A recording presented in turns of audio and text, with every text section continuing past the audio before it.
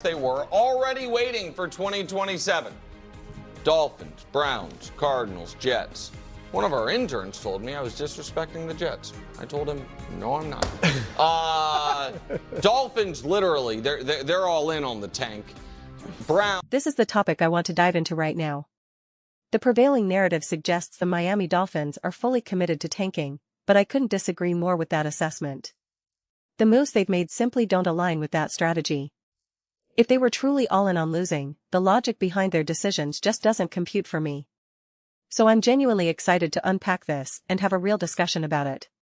Before we get into the meat of it, I want to extend a request to all the Miami Dolphins fans out there. Please do not forget to subscribe and watch the full-length video. As you guys know, I'm trying incredibly hard to produce more Dolphins content.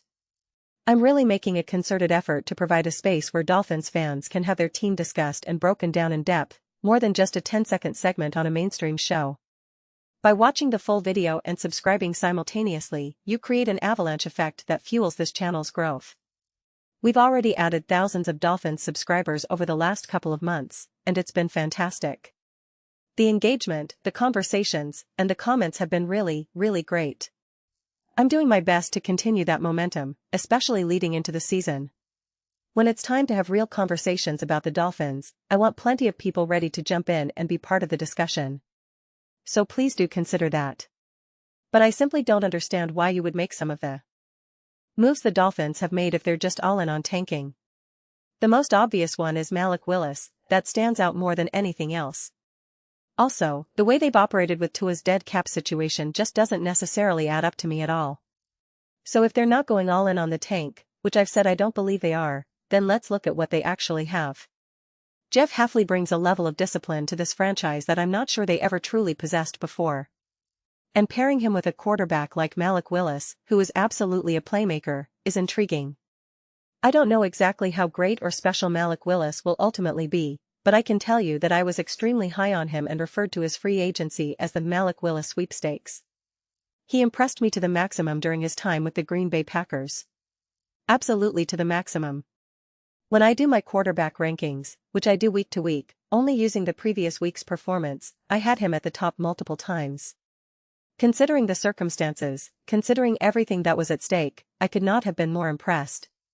So bringing him in alone is worth a couple of games of a bump. If I look at Hafley and Malik Willis, both those additions alone I think are worth about a 2-game bump each, so that's 4 wins right there. And we're talking about the floor here. That alone I find incredibly interesting. Now add Bobby Slowik into the equation. I've talked about this a bunch, yes. Especially in Texans videos and even a couple of Dolphins videos, always be aware of coaches who are a little bit scapegoated. I do think Bobby Slowik could have done a better job in Houston, but everything was working against him.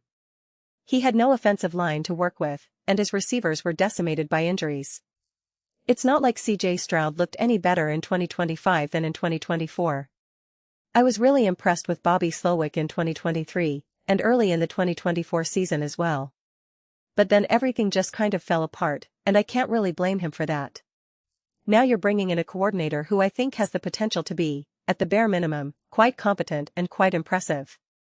Pair him with Malik Willis and Jeff Hafley on the other side of the ball, and you've got a nice little core. That's a solid trio. Am I putting it at the top of the NFL? No, I'm not, at least not in this moment. Is it at the top of my list of trios to be on the lookout for? Absolutely. I am genuinely intrigued by that. Look at coordinators who have been scapegoated, they often end up having significant success.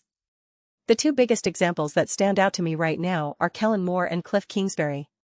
They were scapegoated, and then one became a head coach and the other a coordinator elsewhere. Once you get tagged as a problem or develop that reputation, it's really easy for people to lean on that narrative and say, yeah, he's a problem, see, it didn't work. That's exactly what they did with Kellen M. Moore. He then went to the Eagles, won a Super Bowl, and now he's with New Orleans where I think he's been awesome so far. And Cliff Kingsbury, Arizona was an absolute disaster of a franchise. He gets paired with Jayden Daniels, they reach the NFC Championship game, and Jayden has the best rookie season of all time. Cliff deserves a ton of credit for that, just as Jayden does. And then the following year, everybody gets injured, and of course they fire him.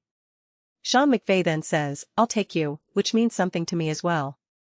You can disagree with the style of offenses they run, that's fine, but competence and achievement are still there. I see that same potential for Bobby Slowick's story as well.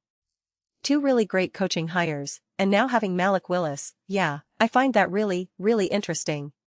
If you needed to tank, if you thought there was a problem there, you would keep Mike McDaniel and just say, "We need to tank, our team's not good, we need to upgrade our quarterback." But they reached the conclusion that McDaniel is a great offensive mind but not really a culture guy, can't get the team organized or disciplined. So now you bring in a coach who brings that discipline, pair him with a coordinator who can be innovative and smart on the offensive side, and pair that coordinator with a quarterback who has a ton of playmaking ability. That's really interesting to me. I don't know if the roster itself has enough talent for them to truly show what they're capable of. Or if the threshold is met where their floor is high enough. The ceiling still requires some more pieces, but if the roster is good enough to reach that threshold for having a competent floor, then Hafley, Bobby Slowick, and Malik Willis are enough to take that floor to the next level and be contending for a wildcard spot in my view. So I don't see them as all in on the tank. I hope it's not all in on the tank. They're a team I'm really excited to see, they're a unique team. Not every team worth watching needs to feature Josh Allen and Patrick Mahomes or the Philadelphia Eagles. There are other interesting stories to follow, and the Miami Dolphins with Jeff Hafley, Malik Willis, and Bobby Slowick are absolutely it for me. I'm excited. But those are just my thoughts. I'd absolutely love to hear yours. What do you guys all think about the Miami Dolphins? Do you think the tank is on? Are they all in on losing with no shot at being competitive? Let me know your thoughts in the comments below. I read every single comment, whether you agree with me or disagree. Let's get into some discussions, get into some fights, but ultimately, let's just have some fun. Please do consider subscribing. We're building an amazing community here, and I absolutely love to see you part of it.